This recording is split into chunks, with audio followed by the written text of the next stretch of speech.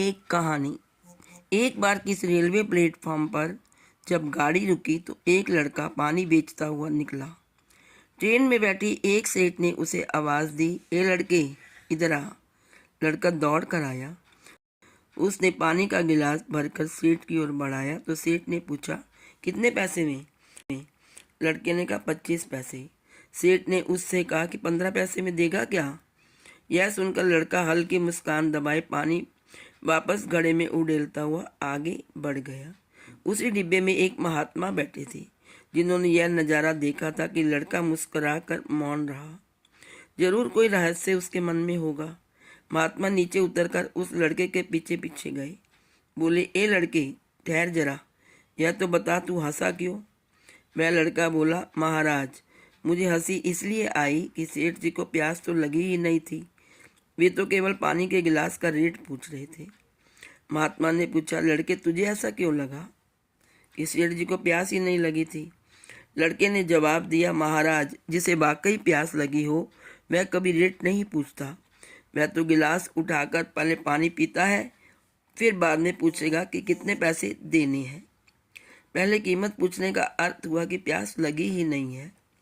वास्तव में जिन्हें ईश्वर और जीवन में कुछ पाने की तमन्ना होती है वे वाद विवाद में नहीं पड़ते, पर जिनकी प्यास सच्ची नहीं होती वे ही वाद विवाद में पड़े रहते हैं।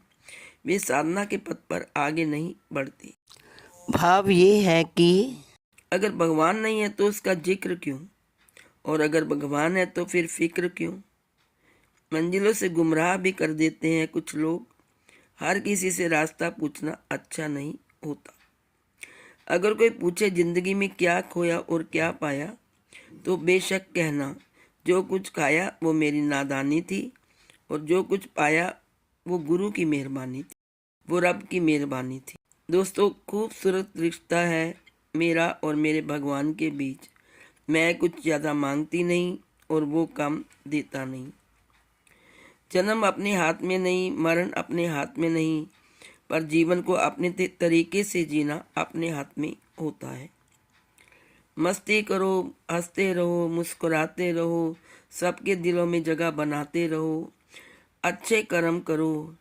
जीवन का आरंभ अपने रोने से होता है और जीवन का अंत दूसरों के रोने से। इस आरंभ और अंत के बीच का समय भरपूर हास्य भरा है। खूब हंसिए, बस दूसरों को हंसाइए, खुश रहिए, यही मेरी आपसे तमन्ना है।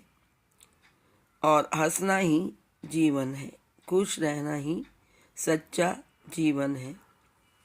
और निस्वार्थ भाव से कर्म करो, यही सच्चा जीवन। Please like, share and subscribe. Thank you so much.